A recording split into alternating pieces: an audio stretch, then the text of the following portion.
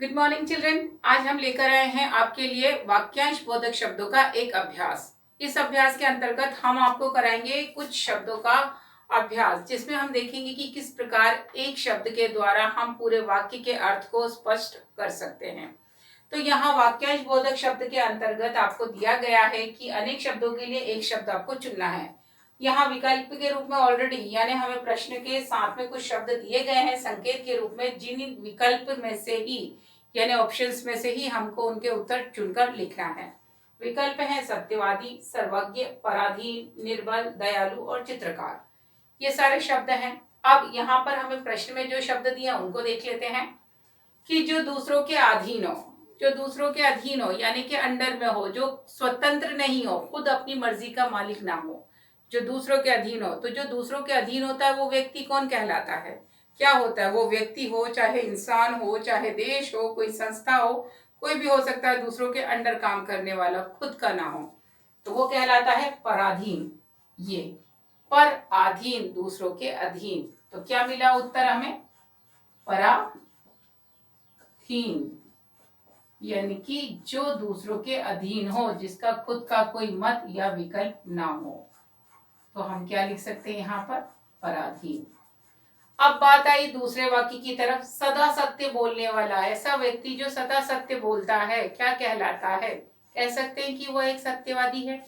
यहाँ विकल्प में हमें दिया है सत्यवादी, कि एक वह सत्यवादी व्यक्ति है, कभी झूठ नहीं बोलता, ये हुआ सत्यवादी। हो गया हमारे पास दूसरा शब्द।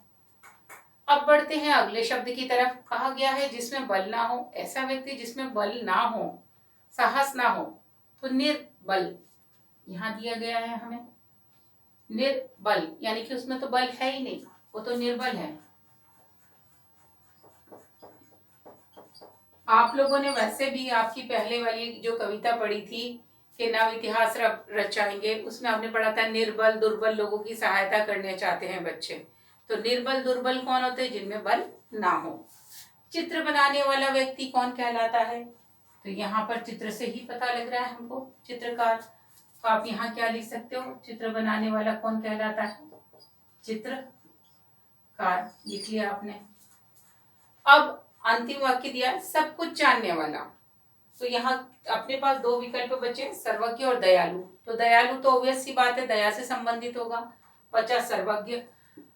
अब सर्वज्ञ कैसे बना शब्द, इसके मीनिंग को कैसे जानोगे? सर्व यानी सब कुछ, अज्ञ यानी जानने वाला। तो ऐसा व्यक्ति, ऐसा इंसान जो सब कुछ जानता हो, वो कहलाता है सर्वज्ञ। तो यहाँ पर सर्वज्ञ किसके लिए कहा जाता है? वैसे हम कहते हैं ईश्वर को कि सर्वज्ञ, वो ज्ञानी है, उसको सब कुछ पता है। तो सर्वज्ञ ऐसा जिसको सब कुछ ज्ञात हो। तो यहाँ हमने देख लिया जो दूसरों के अधीन हो, पराधीन। सदा सत्य बोलने वाला, सत्यवादी। जिसमें बल ना हो, निर्बल। चित्र बनाने वाला, चित्रकार। और सब कुछ जानने वाला, सर्वज्ञ। तो यहाँ तो हमें उन्होंने कुछ शब्द दिए थे जिसको आपने चुनकर लिखा। इसके अलावा आपसे वो मैच द फॉलोइंग यानी कि मेल मिलाओ के रूप में भी इस प्रकार के शब्द पूछ सकते हैं, या फिर आपको फिल इन द ब्लैंक्स की शक्ल में यानी कि खालिस्तान के रूप में भी शब्दों को कह सकते हैं कि किस प्रकार आप उनको उन्होंने कहा कि यह अखबार रोज आने वाला है, यानी कि यह एक दैनिक पत्र है। तो वाक्य में वाक्य के स्थान पर एक शब्द लिखने को बोल सकते हैं। तो अलग अलग प्रकार से आपसे शब्दों का अध्ययन पूछा जा सकता है, लेकिन आपको करना क्या है? अलग अलग प्रकार से पूछें या कैसे भी, आपको करना क्या है? वो शब्दों की जो सूची दी गई है, उन पूरे शब्दों की सूची का अध्ययन कर लीजिए। फिर प्रश्न किसी भी रूप में पूछे जाएं, आप तैयार होंगे। तो जो मॉड्यूल में बताए गए हैं उन अभ्यास को कीजिए, लेखबद्ध कीजिए, और जो सूची आपको वो स्टडी कीजिए।